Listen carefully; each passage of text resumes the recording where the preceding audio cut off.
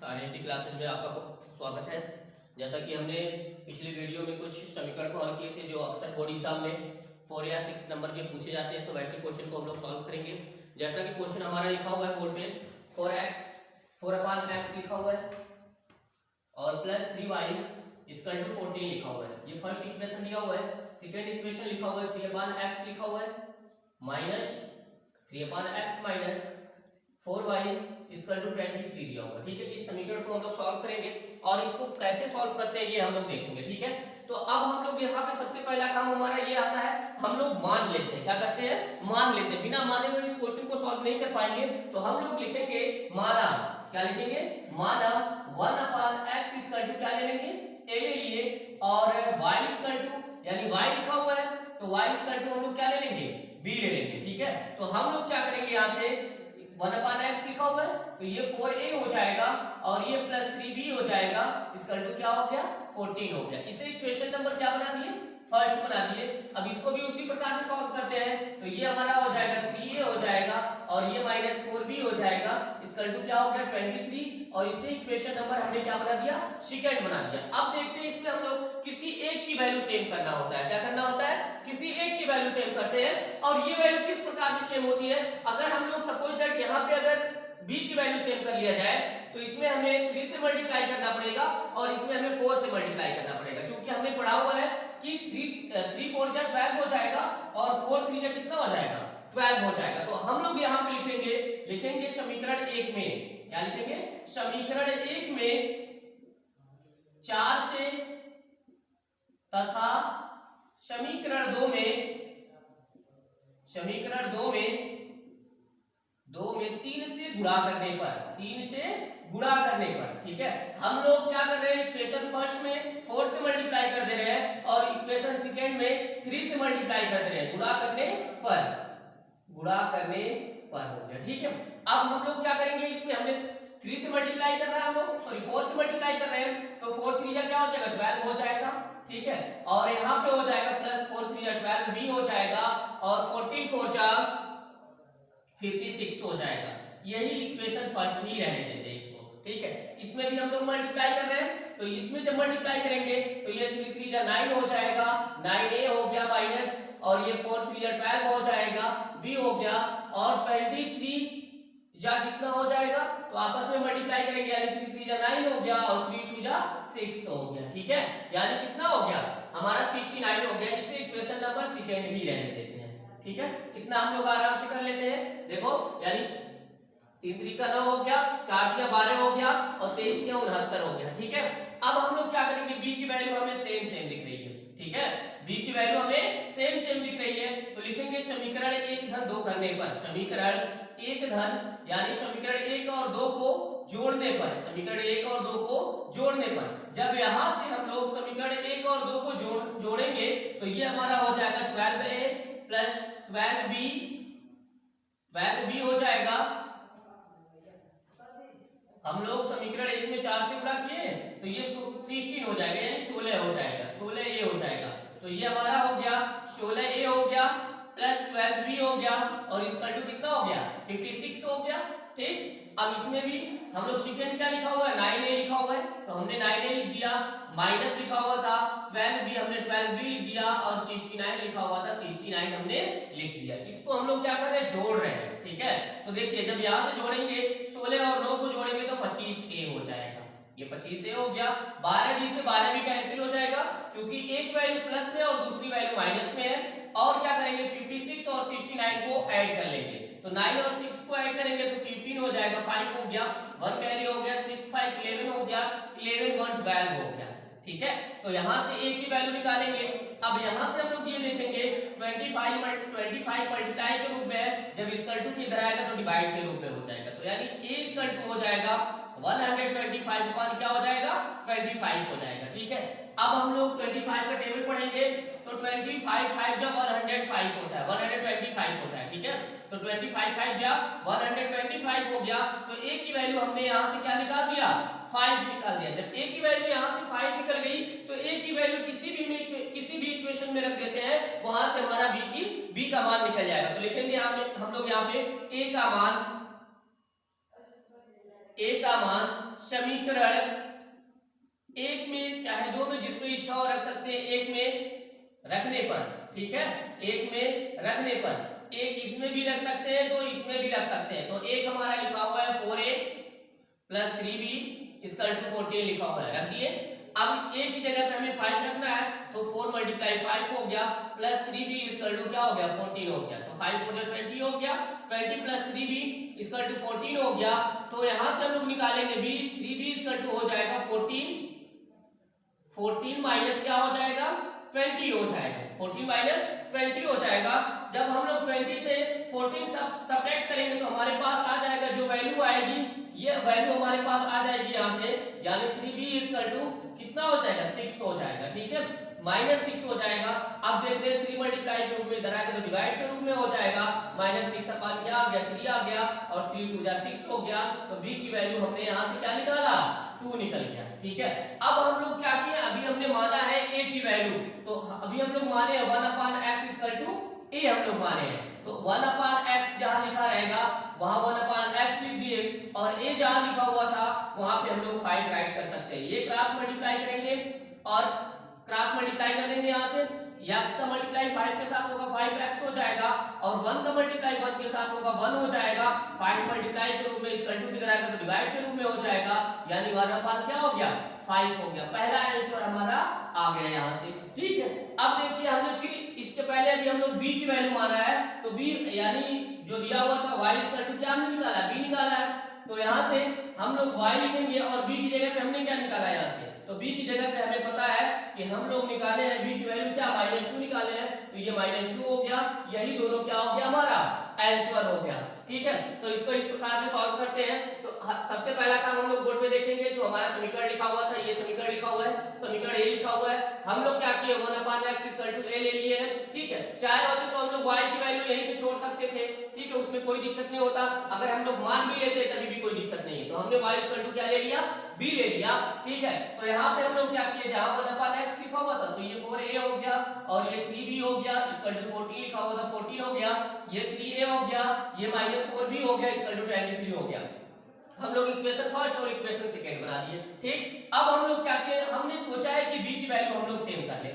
जब b की value same करेंगे तो इसमें हमें 4 से मल्टीप्लाई करना पड़ेगा और इसमें हमें 3 से मल्टीप्लाई करना पड़ेगा, ठीक है। देखो 4 3 12 हो जाएगा और 4 3 12 हो जाएगा, ठीक है। तो यहां से ये हमारा हो गया 4a, यानी लिखा हुआ था तो 4 4 जा 16 हो गया और 4 3 जा 12 हो गया और ये 14 4 जा 56 हो गया। इसे इक्वेशन फर्स्ट रहने देते हैं, इसमें भी हमने मल्टीप्लाई किया, 3 3 जा 9 हो गया, 4 3 जा 12 हो गया और 23 जा 69 हो गया। इसे इक्वेशन सेकंड रहने देते हैं। अब हमने क्या किया, समीकरण 1 और 2 को जोड़ लिया। अगर सपोज दैट हम लोग घटाते तो हमें काफी दिक्कत होती है और हम लोग निकाल नहीं पाते, तो हमने क्या किया, समीकरण 1 और 2 को जोड़ लिया। तो समीकरण 1 और 2 को जोड़े तो ये 16a हो गया प्लस 12b हो गया इक्वल टू 56 और 9a minus 12b equal to 69 लिखा हुआ था। तो हम लोग देखते 16 और 9 को ऐड किया 25a हो गया, अब प्लस 12 है माइनस 12 है तो ये कैंसिल हो जाएगा, 56 और 69 को ऐड करेंगे तो 125 हो जाएगा, ठीक है। 9 6 15 यानी 9 6 15 5 हो गया, 1 हो गया 6 और 5 11 11 1 12 हो जाएगा, ठीक है। तो a की वैल्यू यहां से निकाले 25 25 चौका 100 होता है, 25 5 125 होता है। तो a की वैल्यू क्या निकल गई 5 निकल गया। a का मान किसी भी समीकरण में उठा के रख दे, वहां से हमने a का मान समीकरण 1 में रखा है तो समीकरण 1 या तो इसमें रखे या तो इसमें रखे, कोई मुश्किल नहीं है। तो 4a + 3b = 14 हो गया, तो a की जगह पे 5 रख दिया, 5 4 जा 20 होता है प्लस 3b = 14 हो गया। तो प्लस 20 है इक्वल टू किधर आएगा तो -20 हो जाएगा। तो 14 से हम लोग 20 सब्ट्रैक्ट करेंगे तो 3b = यहां से निकल गया कितना -6 निकल गया, ठीक है। हमेशा बड़े वाले की साइन हम लोग लगाएंगे तो बड़े वाले की साइन माइनस है, तो हमने 3b = -6 लिख दिया, तो b = 3 2 जा 6 हो जाएगा, b की वैल्यू क्या आ गई -2 आ गई। इसी प्रकार से हम लोग अभी माना हमने a = माना था 1/x, तो हमने a की जगह 1/x ले लिया और a की वैल्यू हमने 5 निकाला हुआ था 5 ले लिया और क्रॉस मल्टीप्लाई यहां से किए तो 5x हो गया = 1 हो गया, 1 का स्क्वायर होगा तो 1 ही होगा, तो 5 मल्टीप्लाई के रूप में इधर आएगा तो डिवाइड के रूप में हो जाएगा, यानी x = 1/5 आ गया। यहां से हमने y = b लिया था तो b की जगह पे हमने -2 निकाला था तो y की वैल्यू क्या हो गई -2 हो गई, ठीक है। इसी प्रकार से क्वेश्चन को सॉल्व करेंगे। अब हम लोग दूसरा क्वेश्चन देखते हैं। अब हम लोग देखेंगे इसके आगे इक्वेशन नंबर, फिर हम लोग क्वेश्चन नंबर सेकेंड को सॉल्व करते हैं और देखेंगे इसको किस प्रकार से सॉल्व करते हैं। ठीक है, कोई टफ नहीं है, सेम इसी प्रकार का क्वेश्चन है। ठीक है, पर थोड़ा सा इससे डिफरेंट है कि उसमें थोड़ा सा अगर दिमाग लगाएंगे तो क्वेश्चन समझ में आएगा और बोर्ड एग्जाम में 4 से 6 नंबर का हमें मिल जाएगा। और ये बहुत आसान होता है क्वेश्चन सॉल्व करना, अलजेब्रा का बहुत इजी होता है। अब देखते हैं क्वेश्चन क्या लिखा हुआ है। क्वेश्चन लिखा हुआ है 5/x-1 5/x-1 लिखा हुआ है प्लस 1/y-2 लिखा हुआ है, इसका 2 दिया हुआ है और सेकेंड इक्वेशन लिखा हुआ है 6/x-1 दिया हुआ है और -3/y-2 दिया हुआ है, इसका क्या लिखा है 1 दिया हुआ है। ठीक है, इस क्वेश्चन को हम लोग सॉल्व करते हैं, यानी 5/x-1 और प्लस 1/y-2 इसका 2 दिया हुआ है और 6/x-1 माइनस 3/y-2 इसका क्या दिया हुआ है 1 दिया हुआ है। ठीक है, इस क्वेश्चन को हम लोग सॉल्व करते हैं। तो इसमें सबसे पहला काम बहुत आसान दिख रहा है कि हम लोग 1/x-1 इसका क्या ले लेंगे, a ले लेंगे। लिखेंगे माना 1/x-1 इसका a और 1/y-2 इसका b ले लेंगे। ठीक है, अब देखेंगे तो हम लोग लिखेंगे यहाँ पे 5a प्लस 1b यानी b लिखेंगे इसका 2 हो गया। ठीक, इसे इक्वेशन नंबर फर्स्ट बना देते हैं। ठीक, इसको लिखेंगे हम लोग 6a माइनस 3b और इसका 2 क्या हो गया 1 हो गया। हमें क्या करना है, इसी एक की वैल्यू सेम करनी है, तो हमें आसान दिख रहा है b की वैल्यू सेम करना। तो हम लोग लिखेंगे समीकरण 1 में 3 से गुणा कर देंगे, क्योंकि इसमें 3 से गुणा करेंगे तो 3b हो जाएगा और 3b से 3b क्या हो जाएगा कैंसिल हो जाएगा। लिखेंगे समीकरण 1 में 3 से गुणा करने पर, किससे गुणा करने पर 3 से गुणा करने पर 3 से गुणा कर रहे हैं हम लोग। ठीक है, तो ये यानी 5 या 15 हो जाएगा प्लस 3b हो जाएगा और इसका 3 गुना 6 हो जाएगा। इसे इक्वेशन फर्स्ट ही रहने देते हैं। ठीक है, और ये हमारा इक्वेशन सेकेंड है। अब क्या करेंगे हम लोग, इक्वेशन फर्स्ट और इक्वेशन सेकेंड को ऐड कर लेंगे, क्योंकि इसके पहले वाले क्वेश्चन में भी हमने वही काम किया हुआ था। ठीक है, तो यहाँ पे लिखेंगे समीकरण 1 धन 2 करने पर, समीकरण 1 और 2 को जोड़ने पर, समीकरण 1 धन 2 करने पर, समीकरण 1 और 2 को जोड़ने पर। ठीक है, समीकरण 1 और 2 को हम लोग जोड़ रहे हैं यहाँ से जोड़ने पर। ठीक है, तो समीकरण 1 हमारा दिया हुआ है 15a प्लस 3b इसका 6 दिया हुआ है और सेकेंड क्या लिखा हुआ हमारा 6a माइनस 3b इसका क्या लिखा हुआ है 1 लिखा हुआ है। ठीक है, तो अब हम लोग इसको ऐड करेंगे, 15 और 6 को ऐड करेंगे 21 हो जाएगा, 21a हो गया। ठीक है, देखो 15 और 6 को जोड़ेंगे तो 21 हो जाएगा, 3b से 3b कैंसिल हो जाएगा, 6 और 1 को ऐड करेंगे 7 हो जाएगा। यहाँ से देख रहे हैं 21 क्या है मल्टीप्लाई के रूप में, इधर आएगा तो डिवाइड के रूप में हो जाएगा, यानी a की वैल्यू 7/21 हो जाएगा, 7 1 जा 7 7 3 जा 21। तो a की वैल्यू यहाँ से हमने क्या निकाल दिया, यानी a की वैल्यू 1/3 आ गई, तो a का मान किसी भी समीकरण में रख दिया जाए। तो a का मान लिखेंगे इस बार हम लोग, a का मान समीकरण 2 में रख दिया जाए, 2 में रखने पर a की वैल्यू हम लोग समीकरण 2 में रख रहे हैं। ठीक है, तो इक्वेशन सेकंड हमारा लिखा हुआ 6a माइनस 3b इसका 1 लिखा हुआ है, तो 6 मल्टीप्लाई a की जगह पे 1/3 रख देना है, माइनस 3b लिखा हुआ था माइनस 3b लिख दी, इसका 2 क्या हो गया 1 हो गया। अब देखिए यहाँ से 3 1 जा 3 हो गया और 3 2 जा 6 हो गया, तो यहाँ से 2 माइनस 3b इसका 2 क्या निकल गया 1 निकल गया, प्लस 2 है इसका 2 किधर आएगा तो क्या हो जाएगा -2 हो जाएगा, यानी माइनस 3b इसका 2 हो जाएगा 1 -2 हो जाएगा। ठीक है, जब यहाँ से फिर देखेंगे इसके आगे से हम लोग, तो ये हमारा हो जाएगा -3b इसका 2 हो जाएगा हमारा कितना -1 हो जाएगा, माइनस से माइनस कैंसिल हो गया, 3 मल्टीप्लाई के रूप में इधर आएगा डिवाइड के रूप में हो जाएगा, तो b की वैल्यू यहाँ से हम लोग क्या निकाल दिए 1/3 निकाल दिए। ठीक है, अब यहाँ से हम लोग जो माने उसको लिखेंगे, हमने माना है 1/x-1 इसका क्या माना है a माना है। ठीक है, तो 1/x-1 हो गया और a की जगह पे जो वैल्यू हमने निकाला है 1/3, तो हमें वहां से क्या रखना पड़ेगा 1/3 रखना पड़ेगा, यहां से क्रॉस मल्टीप्लाई करेंगे। ठीक है, x-1 का मल्टीप्लाई 1 के साथ होगा, तो यही वैल्यू हमें मिल जाएगी, तो x-1 हो गया और 3 1 जा क्या हो गया 3 हो गया, -1 को इधर भेजेंगे तो +1 हो जाएगा, 3 + 1 हो गया, तो x की वैल्यू क्या आ गई 4 आ गई। देखिए पहला आंसर हमारा आ गया। ठीक है, इसी प्रकार से हमने b बराबर माना है, तो b बराबर हम लोग क्या माने हैं। ठीक है, यहां से देखते हैं, यानी 1/y-1 इसका क्या माना था हमने b माना था, तो 1/y-1 y minus two equal to माना था, y minus two equal to, अब देखिए b की जगह पे हमने क्या निकाला, 1/3 निकाला, तो 1/3 हो गया, और यहाँ से क्रॉस मल्टीप्लाई करेंगे तो ये y minus two equal to क्या हो जाएगा, 3 हो जाएगा, तो यहाँ से 3 हो गया, ये माइनस टू इधर आएगा तो क्या हो जाएगा, +2 हो जाएगा, यानी y की वैल्यू यहाँ से हमने कितना निकाल दिया, 5 निकाल दिया, तो ये हमारा क्या हो गया, आंसर हो गया। इसी प्रकार हम लोग लिखेंगे अतः लिखेंगे x, y की वैल्यू हमने क्या निकाला है, 4, 5 निकाला है, यही हमारा क्या हो गया, आंसर हो गया। अब देखते हैं, यानी 5/x - 1 a ले लिया, यानी 1/x - 1 a हमने माना है, 1/y - 2 b माना है, ठीक है, तो ये 5a हो गया प्लस b हो गया 2 हो गया, और ये हमारा 6a - 3b क्या हो गया, 1 हो गया, ठीक है।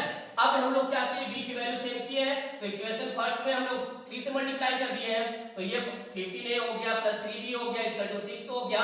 अब देखिए इसी ये इक्वेशन फर्स्ट हो गया, ठीक है। अब b की वैल्यू सेम हो गई, तो समीकरण 1 और 2 को हमने जोड़ लिया है, तो समीकरण 1 हमारा जो लिखा हुआ था 15a प्लस 3b 6 लिखा हुआ था, और समीकरण 2 लिखा हुआ 6a माइनस 3b 1 लिखा हुआ है, तो इसको जोड़ेंगे हम लोग, तो ये 21a हो जाएगा, 3b से 3b कैंसिल हो जाएगा, 6 और 1 को ऐड करेंगे 7 हो जाएगा, तो a की वैल्यू यहाँ से 7 अपान क्या आ गई, 21, तो 7 का टेबल पढ़ेंगे 3 टाइम जाएगा, 7 3 या 21 हो गया, तो a की वैल्यू 1/3 आ गई, ठीक है। a का मान किसी भी समीकरण में रख दिया जाए, तो हम 2 में रखे हैं, तो समीकरण 2 में रखने पर 6a - 3b 1 हो गया, तो a की जगह पे हम लोग 1/3 रख दिए, 3 1 जा 3 3 2 जा 6 हो गया, यानी 2 1 जा 2 हो गया, -3b 1 हो गया, तो -3b 1 -2 हो जाएगा, तो यहां से हम लोग देखेंगे, यानी -3b -1 हो जाएगा, माइनस से माइनस कैंसिल हो गया, 3 मल्टीप्लाई के रूप में इधर आएगा तो डिवाइड के रूप में हो जाएगा, तो b की वैल्यू हम लोग यहां से क्या निकाले, 1/3 निकाले। अभी हमने a माना था 1/x - 1 माना था, तो हमने 1/x - 1 a ले लिया, और a की वैल्यू हम लोग निकाले 1/3 निकाले हैं, क्या निकाले हैं,